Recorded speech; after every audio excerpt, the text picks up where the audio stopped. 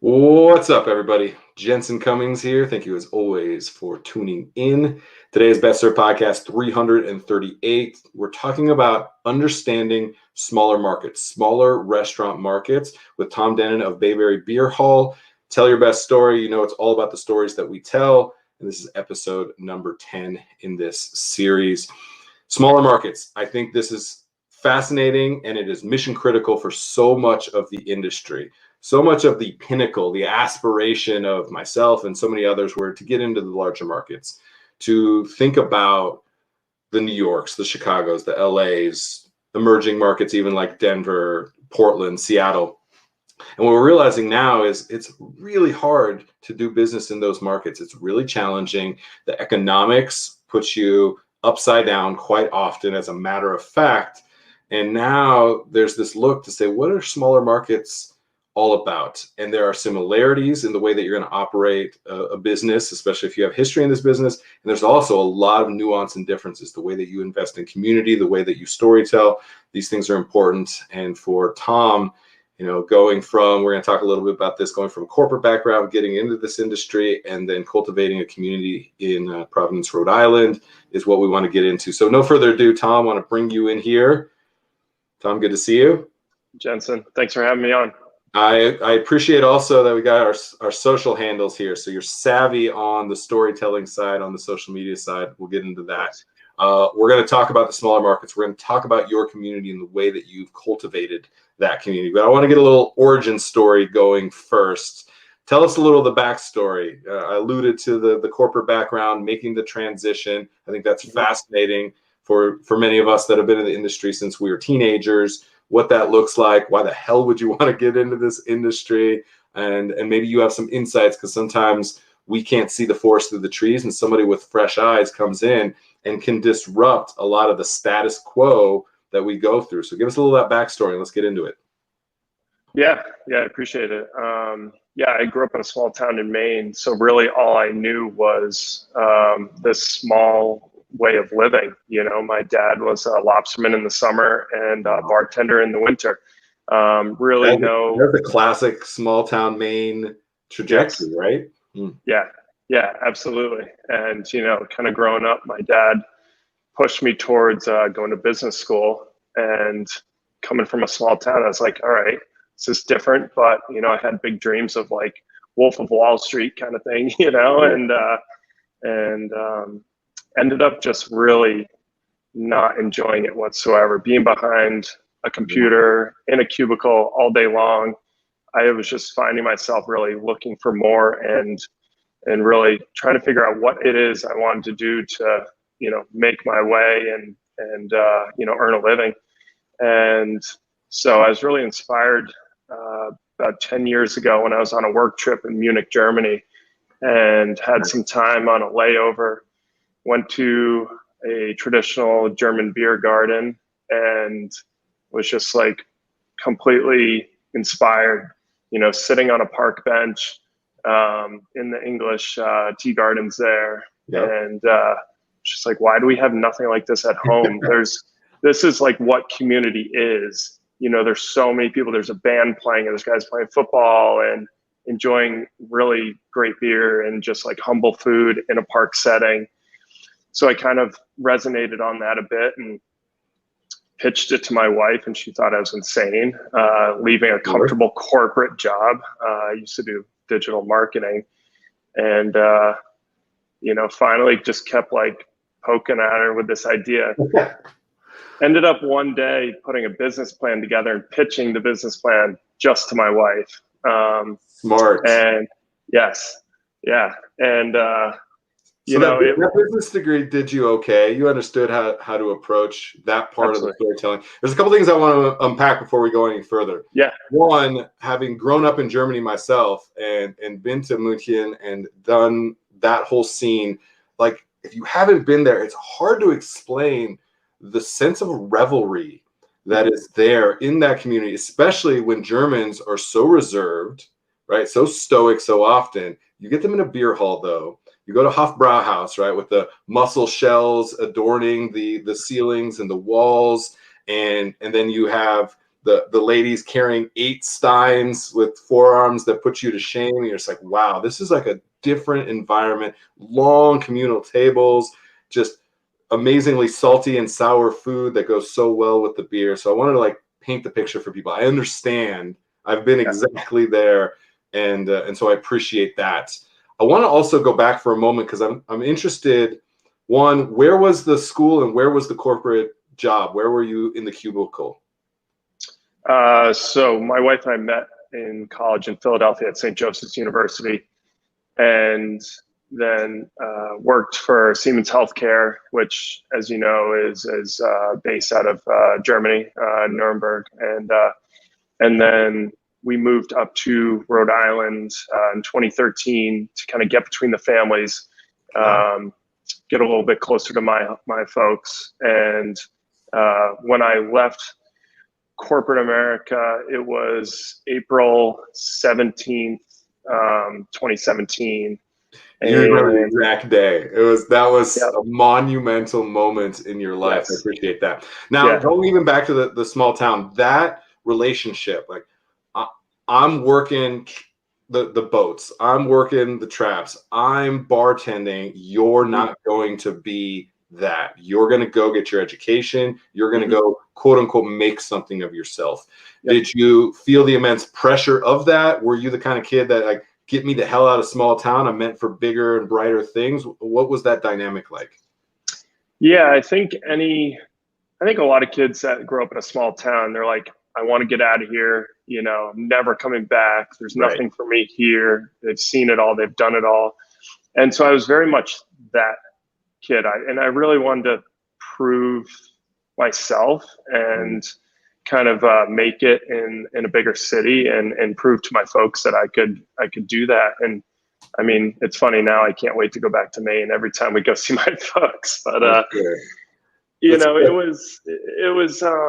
it was an incredible learning opportunity. I went from a town of like 5,000 to a college that had 5,000 students in enrollment, you know, so it was a big culture shock. And I learned a lot from going to business school that I'm able to bring into the restaurant industry, which is incredibly helpful. Okay, this is good. I wanted to understand the dynamic of the relationship there and with yourself, with your father, with your family, with the small town.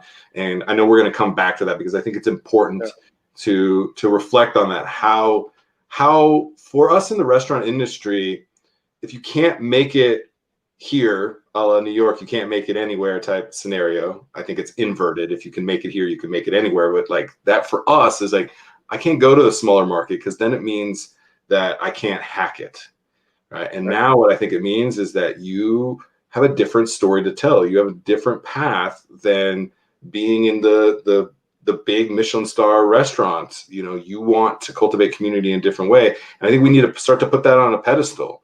That has been giving up, throwing in the towel, couldn't make it in the bigger scene. So you had to come back and, you know, fry fish for a living in, you know, the sleepy seaside village. And that's not the case anymore. Some really dynamic, really interesting things are happening all across the country.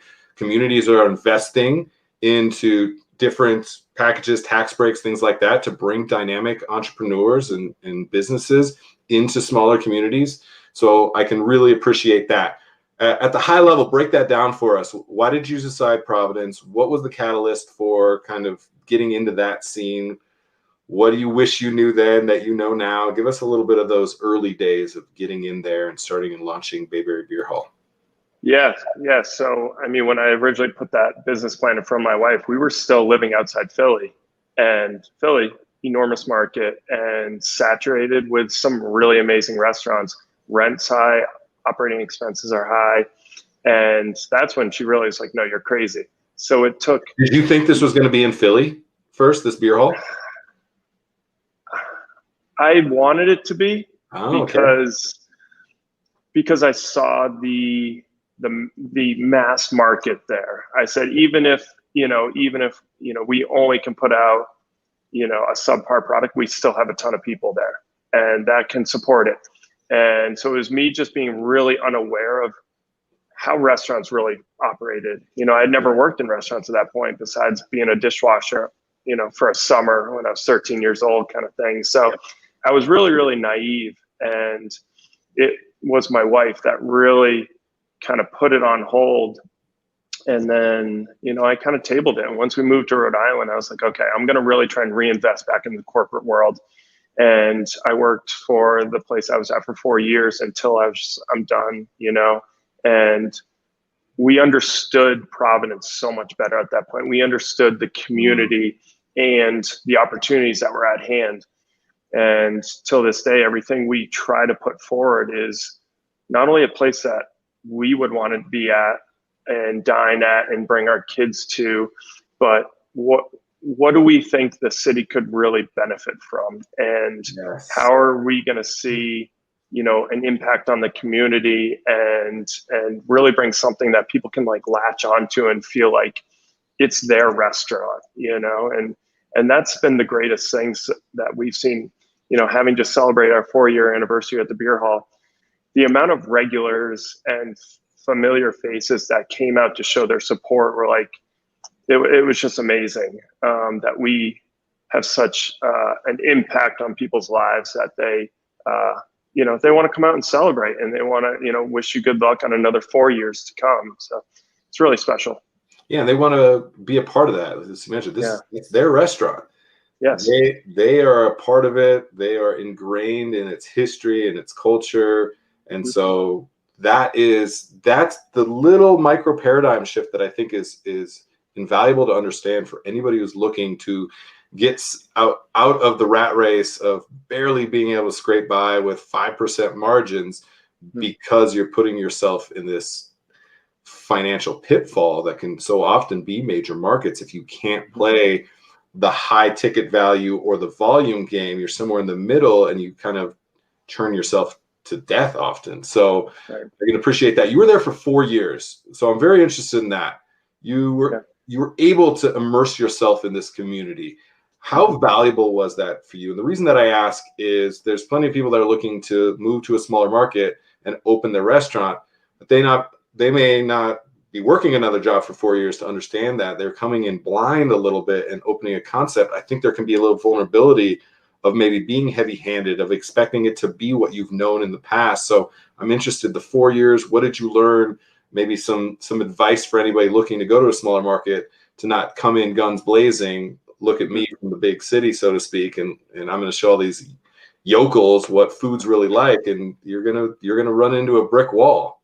Yeah, absolutely. I mean, I think the biggest thing is just following your passion and what it is you want to do. If you're just trying to come into a new, unfamiliar market and really trying to, shove a square peg into a round hole, it's not going to work, But if you can really buy into what you're doing and it has what you believe a purpose in that market, and then you can tie in some building of the brand recognition and the story to what you're doing. I think those are really the key elements and what I attribute our success to. So, craft beer was and still is very much like a big hypey industry right now. And, we took what I saw in Germany and we said, well, let's take this concept and let's modernize it in an American way. And let's focus on all the great small craft breweries, the brewer, the owner that are, hammering it out on a weekly basis and really trying to, make their way in the industry. Let's focus on those little guys and let's bring them into this market, and let's pair that with some really great kind of new American elevated bar food. And, let's kind of like take this approach and modernize it a bit. And at the time, there was nothing like that in this city. And the other kind of key element that we took from what I saw was the communal aspect. And all of our tables, with the exception of a couple, are meant to seat 8 communal dining. Pre-COVID, you would have any given night, you'd have 2 or 3 parties kind of shoulder to shoulder on these tables, swapping stories and really kind of like, getting out of their comfort element a little bit. We were told that, Providence is not going to, they're not going to buy into this. Providence likes its 2 tops and its 4 tops, and everyone wants to kind of, be separated. And we kind of stuck to our guns and really focused on this dining element that was very unique and unfamiliar.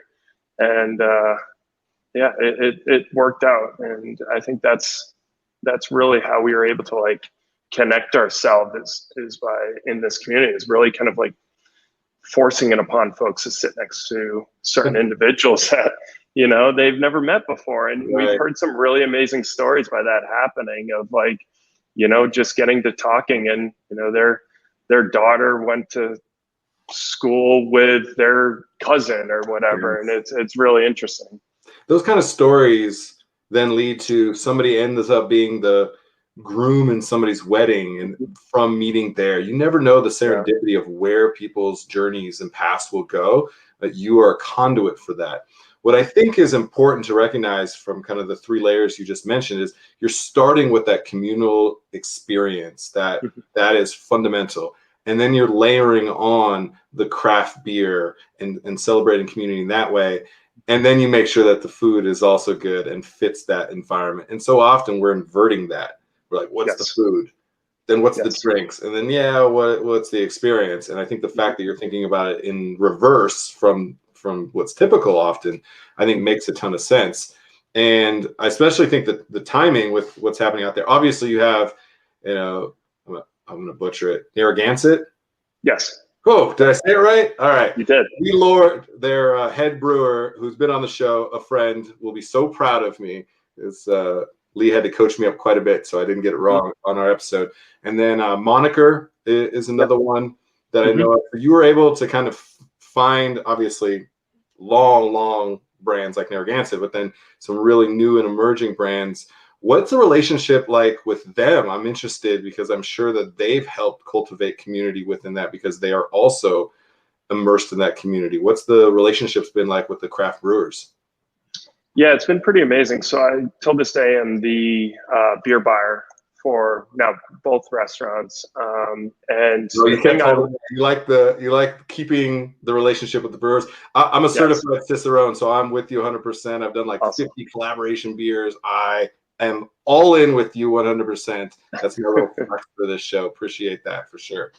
Awesome. Yeah, I love garnering those relationships with the brewers and the owners. And the power of social media is just like paying attention to what's going on in the industry, and then finding breweries that are in your local market or surrounding market and going out to visit those guys and building those relationships that they say, well, right now our beer isn't in Rhode Island, and then we get them to buy into what it is we're doing, and then they start sending us their beer, train up our staff, educate our staff on that beer, and then pass that information and that education along to our customers. And it's really amazing. We've built these great relationships with these breweries, and now the brewers are coming to us saying, we had a bunch of people in this past weekend that found out about us because they drank our beer at your bar. And it's great that, that we've been able to do that and really finding some wonderful relationships with a lot of these brewers and the owners of the breweries. It's fun. It's fun for me. I love traveling around and going to visit these guys and seeing what they're doing and making those connections. Yeah, and you now are the conduit for those relationships. And I love how much you have leaned into that as a brand, and also personally for you kind of staying connected with that, because I think you recognize being a conduit for relationships. This is a core tenet of ours. We are actually in the relationship business, which is not the people business. We talk about that. Relationship business is very unique, and no relationship was ever built by a product or service. It's the layers below that and above that and next to that encompass it. And the fact that those brewers now are bringing their products to market there is also a smart, practical business approach. You become the place where people expect to find the new thing. As people are looking to bring their brand to Rhode Island, maybe all roads pass through Bayberry Beer Hall, right? And so you become the depot for that cultivating of business as well through the fact that you've done it fundamentally through relationships. So it's also a very smart business move. I can appreciate that. And I know that that's not lost on you. You know Yes. that is a good, smart business decision as well, which I appreciate. Shout out a couple of your favorite breweries. Now I want to know who I need to reach out to, maybe get them on the show and say, Tom said you needed to be on and we needed to talk about beer. Who are some of the others that you like? I think probably one of my favorites is Fox Farm Brewery out of Salem, Connecticut.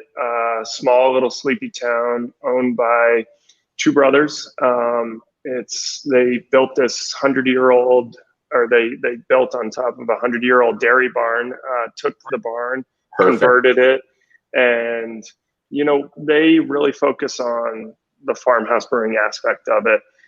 But they also stay current with their IPAs and their double IPAs, but really, really clean and like salt of the earth guys that just are so humble. Every time we take in their kegs, they're like,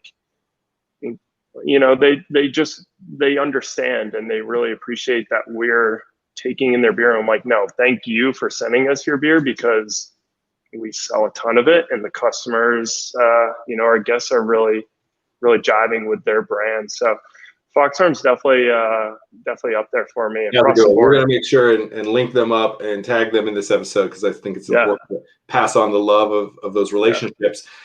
When we're talking about smaller markets, craft brewing is a great model for restaurants to pay attention to. Mm-hmm. There's world-class celebrated breweries in the smallest, Decorah, Iowa, Tulsa, Oklahoma, Dripping Springs, Texas, in Salem, Connecticut, that are doing really, really dynamic things. And so I think paying attention to that, you're able to create a brand that has significant both social and brand equity in smaller markets. And so I think that's something that restaurants really need to pay attention to. Obviously, you've been able to kind of siphon some of the thinking and superpower that they've been able to deploy and then tell that story. That was a great story. The farmhouse, focusing on that, like two brothers. Come on, Tom, that's perfect.